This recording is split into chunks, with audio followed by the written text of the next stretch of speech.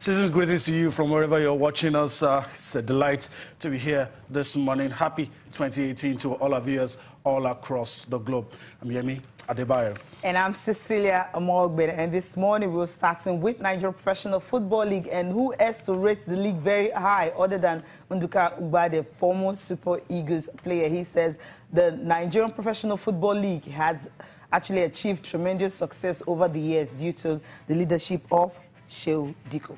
Yeah, very few can disagree with what Nduka Ubade has said about the Nigeria Professional Football League. He's been there, done the seen it all in Nigerian football, played and also coached the game at different levels in Nigerian football. All right, let's travel abroad now and quickly go to the English Premier League. It was a late winner from Liverpool, the Reds. They left it late in the game against Burnley after a very good goal by Sadio Mane. Clavan had to get the winner for the Reds in a very dramatic game at Turf Moor. Yeah, it was a tough one for Liverpool in that game on New Year Day. And still on the program, just coming in this morning, Andy Murray, he has withdrawn from Brisbane International. He was due to start to play this week. That's on Wednesday, but right now he has withdrawn from the tournament. That's what the organizers are saying. Now, what's the reason? That right hip complaint he has been complaining about over time. So Andy Murray would not be participating at Brisbane International. Wow. A lot of people are out of the Brisbane International, and you keep asking yourself how the Australian Open is going to be.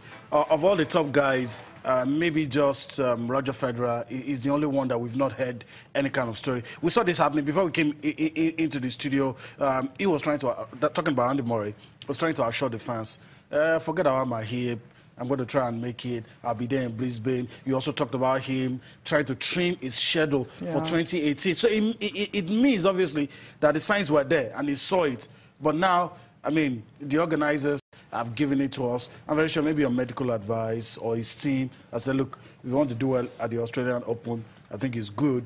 You rest your body. Andy Murray is world number 30 now, so I guess he wants to play the big ones. I think maybe you're right, but if you check, when he played that exhibition game in Mubdala, that one, it was a little bit of wobble, but he was really happy that, okay, at least he was able to at least play. And of course, he believes he was going to be fit for the Australian Open and all that. But these are, tournaments you need to play to be really match fit and be competitive when you come back. Remember that one, he was called in simply because Djokovic, had to withdraw in the last minutes and all. But at the end of the day, when you're looking at Andy Murray, the injuries, over the years or over time, it's like I don't know. It's maybe like you quite rightly pointed out. I think age now. I think he's 30. He's 30 yeah, now, he's just 30. What number 16? I think he knows that the body is not going to answer all the calls that he makes. And like I said, I don't know if it's a trick these players are using now, but they know they have to rest. They just know they have to rest. And we're going to see this a lot from the four guys. And unfortunately, the young guys are not making us forget these older guys. And that's why a Grand Slam tournament, it's nearby, and you're hearing news about Djokovic pulling out of, preparation tournaments. Nice, Andy Murray. And later on, we'll talk about the ladies. A couple of them, too, will not be available.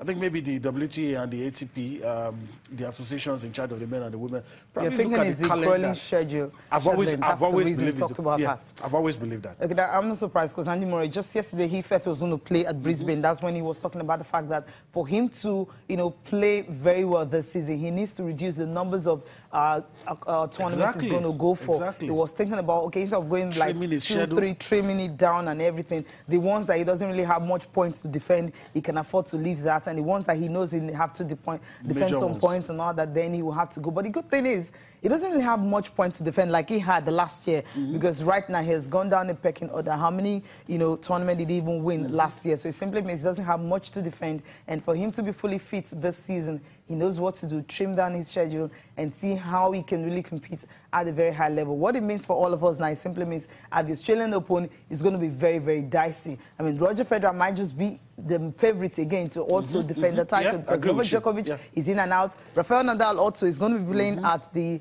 Titans event, you know, this weekend. Next week, Wednesday, that's when that one is. That is also going to use that to monitor his fitness level and all that. So the only person playing right now without hassle or anything happens to be Roger Federer. He's playing for Switzerland, the Hopman Cup, so happens to be the only one right now. Nishikori the other time it was about an injury. We've not heard anything from Milos Raonic.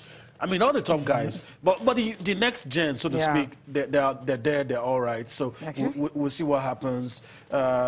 Some people say, I don't know if you agree, but a lot of people say his body is paying for that grueling 2016. Won a lot of tournaments, and he amassed all those points because he went almost everywhere. And remember, in that year, how many Grand Slams did he win? While some of the others use the points they get from the major tournaments, but he went almost everywhere, did a very remarkable 2016, and I guess his body is just trying to recover from that busy schedule. And in 2017, like you said, how many points did he get? How many tournaments did he go? And he's been forced to prioritize, rearrange. Now he's in that 30 plus that you have the other guys. I guess he knows that the body cannot take all the instructions he gives.